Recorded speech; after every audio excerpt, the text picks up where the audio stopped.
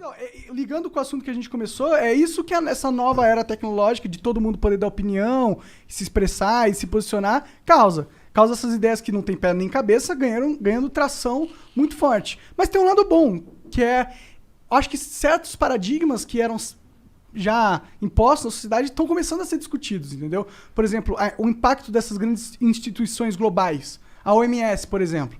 Eu acho que a gente, por estar nesse mundo onde está todo mundo se falando, esse poder que eles tinham, essa referência de ser eu sou a Organização Mundial da Saúde, eu controlo a saúde no mundo. Esse negócio esse espantalho foi aparecendo na minha visão. Porque com a internet, a tecnologia, a gente viu que nem a OMS no começo sabia lidar com a parada. Eles falaram que tinha que usar máscara, aí depois eles falaram que máscara não funcionava. Aí depois voltaram atrás e falaram que máscara funcionava. Entendeu? Aí falaram que tinha que fazer de um jeito, aí falaram que tinha que fazer do outro. Entendeu? Aí você falou, porra, os caras são os caras que eram pra ser a referência máxima de saúde no mundo, e eles aqui na internet estão passando de palhaços, pô. O problema é que assim, não, primeiro essa coisa da máscara especificamente, na gripe espanhola já se discutiu máscara. Então, o fato é que a gente normalmente não aprende muito coisa com a história. O próprio Hegel, aquele filósofo do final do 18, começo do 19, criou a história da dialética lá, ele dizia, assim, uma das coisas que a gente aprende com a história é que a gente não aprende nada com a história.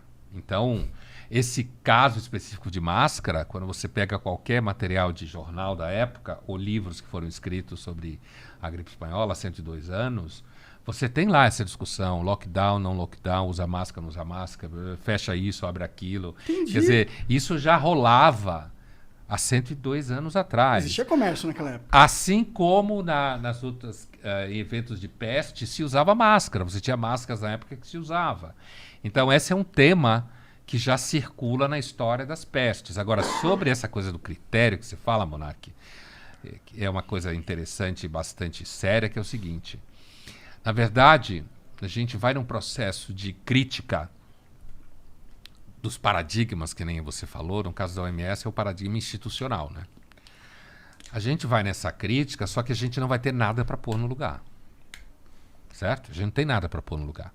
Porque o que acontece é quando a gente começa a relativizar tudo, que é uma coisa que na filosofia começou a rolar uns 2.500 anos atrás, a Grécia, né? Foi que inventou esse negócio de relativizar as coisas. Foi mais ou menos quando começou toda essa história de filosofia? Mais ou menos, né? Mais uns 2.500 anos atrás, que começou a questionar, eles não usavam a expressão relativizar, mas essa coisa de dizer que a verdade depende do ponto de vista de cada um, a democracia era corrupta em Atenas, tinha gente que fazia conspiração, roubava no voto, tinha fraude, toda essa conversa que a gente tem hoje, há 2.500 anos atrás, já aparecia em Atenas, né? Mas o que significa é que, de fato, existe um problema, porque parece que tudo que a gente consegue construir historicamente, socialmente, são convenções. E aí, quando a gente começa a questionar as convenções, o questionamento não para. Não para, entende? Assim, a OMS cai por terra, eu entendo o que você fala, apesar de que a ciência continua dependendo de um certo grau de institucionalização. Senão a gente não consegue fazer coisa nenhuma. Mas é que a OMS é uma instituição global. Ou seja, ela é uma lógica de centralização de poder. Política. Super política. Super política. E eu acho que poderiam existir, sei lá, 20 OMS, tá ligado? 20 referências em saúde. E aí cada uma com o seu valor institucional. Eu tenho medo, não, eu fico com o pé atrás, eu acho que é uma pegadinha política esses órgãos institucionais globais, entendeu? Tipo ONU, OMS, esse negócio que ninguém controla e o mundo inteiro controla. Tipo, eu não acho que essas são instituições democráticas, entendeu? Eu não acho que elas realmente estão pensando no mundo pro melhor do mundo. Eu vejo elas como instituições que foram totalmente sequestradas por poderes muito maiores do que os nossos, e elas seguem a cartilha da convenção dos poderosos, entendeu? Eles não seguem um rigor de, tipo, prezar pela humanidade, o certo é o certo, e a gente tem... Não, porque... E o que prova isso? As atitudes dele. Tipo, se você tem esse rigor pela humanidade, você não é um órgão corrompido, você não fica, tipo...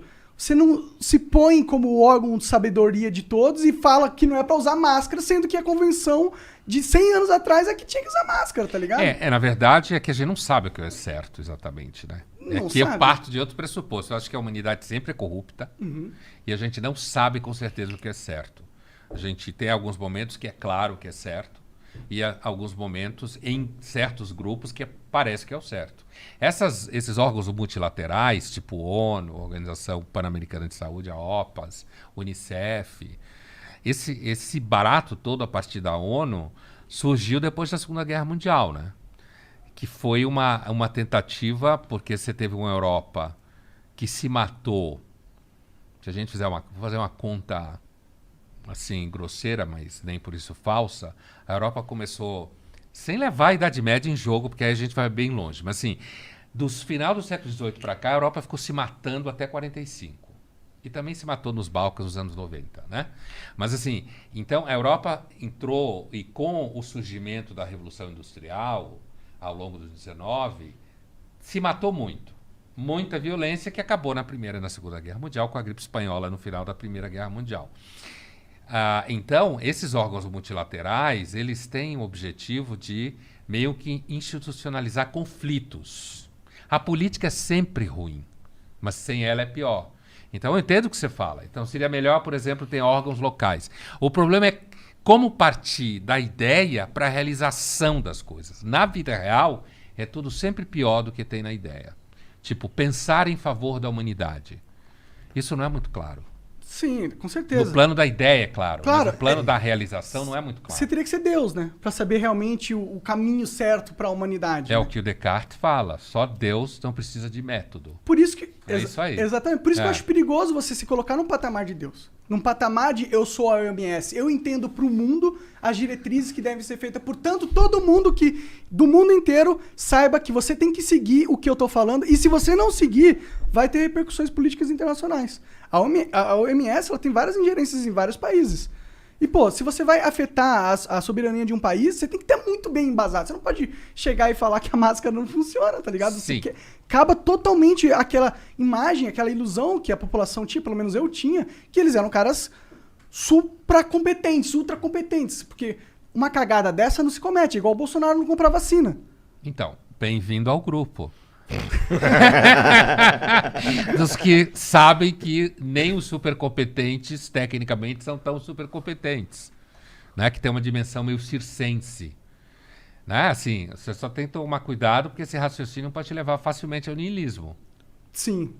A não acreditar mais em porra nenhuma, sabe? Porque o nosso sistema de crença, eles são muito frágeis. São muito frágeis. E a humanidade sempre precisa de alguns mecanismos de reparo, de contenção. Por exemplo, a OMS, ela aceitou a Coronavac, sei lá, 2 semanas atrás. Na medida que ela aceita a Coronavac, significa que quem tomou a Coronavac pode ir para a Europa. Porque agora a Europa, os países do Mediterrâneo estão preocupados com o turismo de verão. Então, não tinham aceitado a Coronavac. Por quê? Porque, inclusive, tem lá todas as brigas ao redor de vacinas, né? Aquela história que a humanidade ia distribuir vacina para todo mundo ia se dar as mãos. Basta olhar na história. Período de pandemia é pior. As pessoas ficam mais cruéis. Egoístas. Pensa agora, a gente conversava há pouco, pensa agora no Dia dos Namorados. O restaurante fecha às 9, sábado. Então, você tem um período curto para ir jantar. E o povo quer ir jantar no Dia dos Namorados, senão a namorada vai ficar brava. O que acontece? Os restaurantes põem o menu em 500 pau, 600 pau. Por quê? Porque tem a pandemia, tem menos serviço, tem menos acesso. Você vai ir, não importa o quê. Quando você espreme a humanidade, normalmente sai merda. E essa vacina não foi uma puta espremida? Porque todo mundo foi obrigado a comprar a vacina, né? Você deu um poder, a partir do momento que a pandemia surgiu, você deu um poder para essas grandes farmacêuticas incrível. Incrível. Porque as vacinas é uma experiência que tem funcionado, né? Sim, sim. Não, eu acho que tem que ter vacina. Não sou contra as vacinas. Eu sei. Eu só acho que, tipo, sabendo que a gente tá numa situação comercial onde a demanda vai ser universal e a gente tem poucas pessoas que têm a capacidade de dar essa oferta, a gente consegue imaginar que vai ocorrer um mercado de monopólio ali. E para isso, eu acho que os governos, eles tinham que, sabendo que isso ia acontecer, preparar medidas para mitigar isso, né? Mas os governo e mercado estão intimamente associados, que nem nós. Nós também estamos metidos com o mercado. Total. É que normalmente quando está no nosso locus ali, no nosso universo, a gente não vê tão claro. A gente vê que tem que pagar boleto. Mas quando você sai, todo mundo tem que pagar boleto, inclusive os governos e as empresas. Tem que vender para ter emprego. Ciência custa caro pra caralho. E nesse caso de vacinas hoje, a gente tem aí no horizonte uma competição em saúde entre tecnologias chinesas e tecnologias americanas e europeias. E saúde é um grande mercado, todo mundo quer viver mais. Ficar mais bonito, ter filho mais bonito, ter um só, 2, mas mais bonito, mais saudável.